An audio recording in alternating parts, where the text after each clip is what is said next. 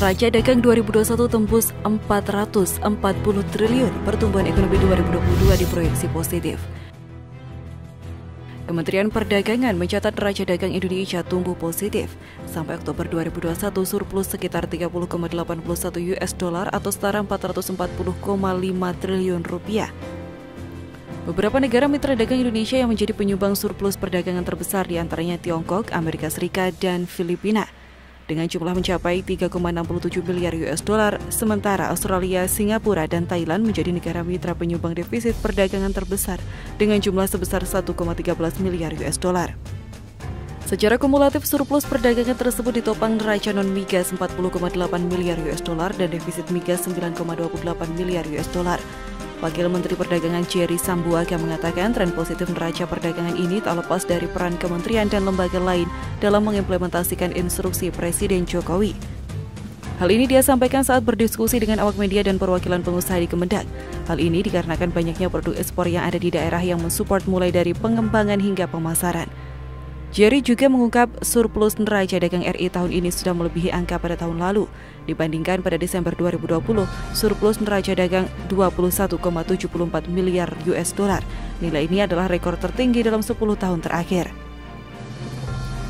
Pihaknya optimis menutup tahun Indonesia akan bisa melebihi angka 35 miliar US dollar.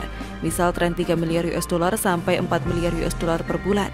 Menurutnya, pemerintah telah berhasil menandatangani 23 trade agreement dengan berbagai negara di seluruh dunia, dengan Australia, misalnya melalui Comprehensive Economic Partnership Agreement Indonesia-Australia.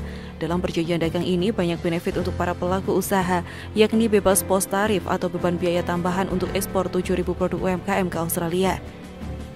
Dalam kesempatan yang sama, salah satu pengusaha senior di dunia bisnis ekspor-impor, Haryara Tambunan, mengatakan kebijakan strategis pemerintah seperti ini merupakan contoh nyata kepedulian pemerintah kepada para pelaku usaha.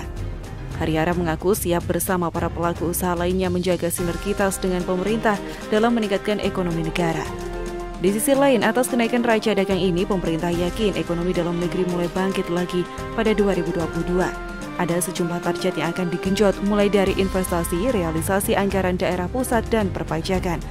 Ada beberapa faktor pendukung yang menyebabkan pertumbuhan ekonomi Indonesia semakin baik di tahun 2022 mendatang. Indra Darmawan, staf ahli bidang ekonomi makro Kementerian Investasi, menambahkan salah satu faktornya karena didukung oleh kebijakan yang tepat selama tahun 2021 serta diimbangi dengan meningkatnya kepercayaan dunia kepada Indonesia. Selain itu, terjaganya keseimbangan penanganan kesehatan dan pemulihan ekonomi juga menjadi nilai positif bagi pertumbuhan ekonomi nasional pada 2022 mendatang. Pada 2022, sektor ekonomi domestik dipercaya sebagai salah satu pendorong kebangkitan ekonomi nasional dengan UMKM menjadi penggerak utamanya. Indra Darmawan mengungkapkan tahun 2020 adalah tahun survival dan 2021 adalah tahun pemulihan bagi Indonesia. Sedangkan 2022 disebut sebagai tahun penyesuaian dengan new normal dengan penanganan pandemi sebagai tantangan utamanya. Di sisi lain, pemerintah dikatakannya akan terus memberikan dukungan melalui kebijakan maupun implementasi di lapangan, baik bagi private sektor maupun masyarakat. Berbagai program telah diluncurkan guna menjaga pemulihan ekonomi berada dalam momentum yang positif.